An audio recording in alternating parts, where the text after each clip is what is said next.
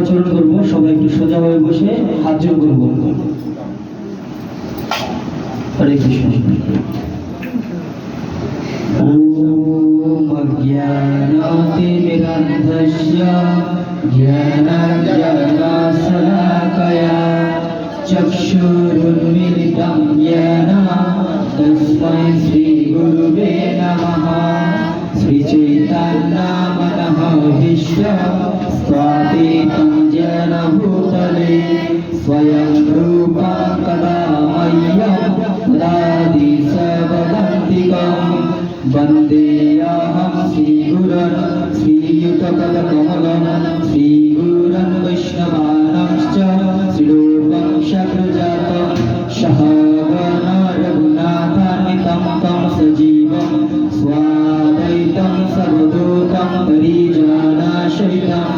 हे कृष्ण करुणा सिन्धु दीनबन्धु जगत्पते गोपेश गोपिका कान्त राधाकान्त नमस्तुते।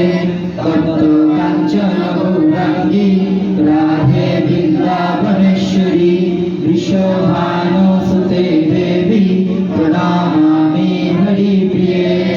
वंशाकल्पतरुभ्यश्च कृपासिन्धुभ्येव च पतितानां पावनेभ्यो वैष्णवेभ्यो नमो नमः। जय श्री कृष्ण चैतन्य प्रभु नित्यानंद श्री अद्वैत गदाधर श्रीवासादि गौरभक्तवृंद। हरे कृष्ण कृष्ण कृष्ण हरे हरे हरे राम राम राम हरे हरे। ओम नमो भगवते वासुदेवाय।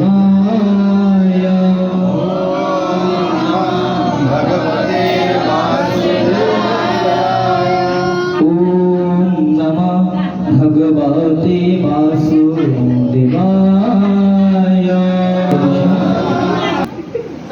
শ্রীমদ্ ভগবত গীতা, সবাই বলবেন শ্রীমদ্ ভগবত গীতা দ্বিতীয় অধ্যায় সাংখ্য যোগ শ্লোক নং 37। তত প্রাস্কস্তি সর্গম জিত্তা ভাভগসে মহে তস্মাদুষ্টিত কুন্তেয় युद्धाय कृत निश्चय।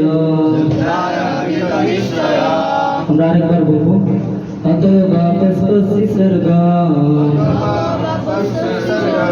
জিত্বা বাহুগসে মহি তস্মাদুষ্টিতস্য কুন্তেয়া युद्धाय कृत निश्चय। অনুবাদ: হে কুন্তি পুত্র, এই যুদ্ধে নিহত হলে তুমি স্বর্গ লাভ করবে, আর জয়ী হলে পৃথিবী ভোগ করবে। অতএব যুদ্ধের জন্য দৃঢ় সংকল্প হয়ে উদ্যত হও। শিল প্রভুপাদ প্রণীত তাৎপর্য। শিল প্রভুপাদ কি যুদ্ধে যদি অর্জুনের জয় সুনিশ্চিত না হতো, তবু সেই যুদ্ধে লাঠিয়ে করতে হতো, কারণ সেই যুদ্ধক্ষেত্রে নিহত হলে তিনি স্বর্গলোকেই উন্নীত হতেন। ভগবান এখানে স্পষ্টভাবে অর্জুনকে বলেছেন, জয় পরাজয়ের বিবেচনা না করে কেবল কর্তব্যের খাতিরে যুদ্ধ করার জন্য যুদ্ধ করতে হবে, কারণ ভগবানের ইচ্ছা অনুসারে এই যুদ্ধ আয়োজিত হয়েছে। কৃষ্ণ ভাবনাময় কার্যকলাপের সময় সুখ দুঃখ, লাভ ক্ষতি, জয় পরাজয় আদি জাগতিক ফলাফলের বিবেচনা করা নিরর্থক, কারণ ভগবান শ্রীকৃষ্ণের জন্য যে কর্মই করা হোক না কেন তা জাগতিক ফলাফলের অতীত। সে সমস্ত কর্মই অপ্রাকৃত কর্ম। যে মানুষ তার ইন্দ্রিয়ের তৃপ্তি সাধন করার জন্য কর্ম করে, তার সেই কর্মের জন্য তাকে শুভ অথবা অশুভ ফল ভোগ করতে হয়। কিন্তু যে মানুষ ভগবানের সেবায় নিজেকে সর্বোত্তমভাবে উৎসর্গ করেছেন, তার কারো প্রতি কোনো অকর্তব্য আর বাকি থাকে না, এবং কারো প্রতি তার কোনো ঋণও থাকে না। স্বয়ং ভগবান ছাড়া তার কেউ কর্মফলাফল নির্ধারণ করতে পারেন না। সাধারণ অবস্থায় প্রতিটি কর্মের জন্য মানুষকে কারো না কারো কাছে কৈফিয়ত দিতে হয়, কিন্তু ভগবানের সেবায় নিজেকে উৎসর্গ করে কর্ম করলে আর সেই সমস্ত বন্ধন থাকে না। যিনি শ্রীকৃষ্ণ বা মুকুন্দের চরণে নিজেকে উৎসর্গ করেছেন, অন্যান্য সমস্ত পরিত্যাগ করলেও তিনি দেবতা, ঋষি, জনসাধারণ এবং আত্মীয় স্বজন বা পিতৃপুরুষ কারোর কাছেই ঋণী নন। কোন রকম ফলাফলের বিচার না করে শ্রীকৃষ্ণের চরণে আত্মনিবেদন করাটাই যে মানব জীবনের পরম কর্তব্য, সেই কথায় ভগবান সংক্ষেপে অর্জুনকে জানিয়েছিলেন। এই শ্লোকে অর্জুনের প্রতি এটি পরোক্ষ ইঙ্গিত, এবং পরবর্তী শ্লোকে ভগবান এই বিষয়ে বিশদভাবে ব্যাখ্যা করবেন। হরে কৃষ্ণ। তো আমরা এই শ্লোক এবং তাৎপর্য থেকে বুঝতে পারি যে এখানে যুদ্ধের যে ঘটনা, সেই ঘটনাটাই বলা হয়েছে। তো আমরা সকলেই তো কুরুক্ষেত্রের যুদ্ধের কথা জানি। তো কারা কারা যুদ্ধের কথা জানি, একটু হাত তুললে ভালো হয়। তো সবাই জানি। তো কুরুক্ষেত্রের যুদ্ধে অর্জুন যখন কুরুক্ষেত্রের রণাঙ্গনে আসলেন, এসে দেখলেন যে তার যে বিরোধী দল বা বিপরীত পক্ষ যাদের সাথে যুদ্ধ করতে হবে, সবাই তার আত্মীয় স্বজন। কেউ তার ভাই, কেউ তার গুরু, কেউ তার অস্ত্রগুরু, বা কেউ তাকে কোনোভাবে পালন করেছে। তো সেক্ষেত্রে সেটা দেখে অর্জুন হতাশাগ্রস্ত এবং বিভ্রান্ত হয়ে গেলেন এবং বললেন যে আমি যুদ্ধ করতে ইচ্ছুক নয়। তখন পরমেশ্বর ভগবান শ্রীকৃষ্ণ অর্জুনকে যে উপদেশগুলো দিয়েছিলেন, সেগুলো এই শ্রীমদ্ ভগবত গীতার মধ্যে বর্ণিত রয়েছে। তো ঠিক একইভাবে এই শ্লোকের অনুবাদে আমরা বুঝতে পারি, ভগবান অর্জুনকে বলছেন, হে কুন্তিপুত্র, এই যুদ্ধে নিহত হলে তুমি স্বর্গ লাভ করবে, আর জয়ী হলে পৃথিবী ভোগ করবে। অতএব যুদ্ধের জন্য দৃঢ় সংকল্প হয়ে উত্থিত হও। তো ভগবান এখানে তাকে নিষ্কাম কর্ম হিসেবে কর্ম করতে বলেছেন। যে ও বলছে যে আমি নিজের হাতে তাদেরকে মারবো, এটা আমার দ্বারা কখনোই উচিত হবে না। ভগবান তখন তাকে বললেন যে তোমার এদেরকে মারার প্রয়োজন নেই, আমি নিজে এদেরকে আগে মেরে রেখেছি, তুমি শুধু উপলক্ষ মাত্র। ঠিক একইভাবে ভগবান আমাদেরকে কর্তব্য কর্ম করতে বলেন। আমরা সকলেই কর্ম করে থাকি, কিন্তু সেটি যদি বিষ্ণুর প্রীতি সম্পাদন করার জন্য হয়, তাহলে তা অবশ্যই মঙ্গল এবং কল্যাণকর। তো আমাদের পুরুষোত্তম মাস চলতেছে, এই উপলক্ষে আমি কিছু বলার চেষ্টা করব। গীতার শ্লোক আপনারা সবাই হয়তো জানেন। তো পুরুষোত্তম মাস, আজকে আমাদের প্রথম নাম হতো ক্লাস পুরুষোত্তম মাসে। তো পুরুষোত্তম মাসে এটাকে পুরুষোত্তম মাস কেন বলা হয়, বা কিভাবে এটা পুরুষোত্তম মাস হলো, এটাকে আমরা অনেকে মল মাস নামে জানি। আপনারা কি জানেন? তো এটাকে মল মাস নামে অভিহিত করা হতো। কেনই বা এটা মল মাস, আর কেনই বা এটা পুরুষোত্তম মাসে পরিণত হলো, সেটাও আমরা জানবো। এবং পুরুষোত্তম মাসে কি কি করতে হয় এবং কি কি করা যাবে না, সেগুলো আমরা আজকে আলোচনা করব। তো প্রথমে যদি বলতে যাই যে পুরুষোত্তমটা কিভাবে এলো, তো আমরা সকলে জানি আমাদের বছরে মাস কতটি? 12টি। কিন্তু সূর্য এবং চন্দ্রের বাৎসরিক অনুসারে একটি মাস অধিক হয়ে যায়, সেটি 3 বছর পর পর। তো সূর্যের গণনা অনুসারে বছর হয় 365 দিনে, আর চন্দ্রের গণনা অনুসারে বছর হয় 354 দিনে। প্রতিটা সময়ে 11 দিন করে ডিফারেন্স চলে আসে। তো 11 দিন করে যখন ডিফারেন্স চলে আসে, এটা 3 বছরে এসে দাঁড়ায় প্রায় 1 মাসের মতো। তো প্রতি 3 বছর পর পর এই পুরুষোত্তম মাসটা চলে আসে। তো আমরা সকল মাসেরই মাহাত্ম্য জানি, বিশেষ করে যে 12 মাসের মধ্যে বৈশাখ, মাঘ, এই সমস্ত, বা কার্তিক মাস সবচেয়ে মহিমান্বিত মাস, এই সমস্ত মাসের আমরা মহিমা জানি এবং এগুলো আমরা শ্রবণ করে থাকি, এবং এই সময় আমরা অনেক পুণ্যকর্ম করে থাকি। তো কারো যদি কোনো একটা অনুষ্ঠান কার্তিক মাসে পড়ে যায়, তাহলে আমরা মনে করি অনেক ভাগ্যবান বা ভাগ্যবতী। কিন্তু সেই একই অনুষ্ঠান যদি এই 3 বছর পরে আসা এই পুরুষোত্তম মাসে পড়ে যায়, তাহলে আমরা কি একটু দুঃখময় হয়ে যাই। কিন্তু বৈদিক জগতে বা শাস্ত্রীয় জগতে এটা কখনোই দুঃখময় হওয়া যাবে না। তো পুরুষোত্তম মাসে আমরা দেখতে পাই যে কোনো শুভকর্ম হয় না। তো যারা স্মার্তবাদী ব্রাহ্মণ রয়েছেন, তারা সকল মাসে বিভিন্ন পূজা অর্চনা পেয়ে থাকেন। তো এই মাসে অন্নপ্রাশন, এই মাসে বিয়ের তারিখ এতটা আছে, এই মাসে শ্রাদ্ধ অনুষ্ঠান আছে। তো বিভিন্ন অনুষ্ঠান আমরা কি অন্যান্য মাসগুলোতে পেয়ে থাকি। কিন্তু যখন এই পুরুষোত্তম মাস বা এই মল মাস চলে আসে, তখন ব্রাহ্মণেরা কি আর কোনো নিমন্ত্রণ পায় না, তো কোনো বাড়িতে দাওয়াত পায় না যাওয়ার জন্য। তো এই জন্য স্মার্তবাদী ব্রাহ্মণেরা এই মাসটাকে বলেছে যে এই মাস কোনো পুণ্যকর্ম নেই। এই মাসে কোনো পুণ্যকর্ম নেই বিধায় এই মাসের নাম দিয়েছে মল মাস বা মলিন মাস, মানে এটাতে কোনো ভালো কাজ হবে না। তো এটা দেখে তো আমরা 4টা গোত্র আছে, ব্রাহ্মণ, ক্ষত্রিয়, বৈশ্য এবং শূদ্র। আমরা সবাই কার কথা শুনবো? অবশ্যই ব্রাহ্মণের কথা।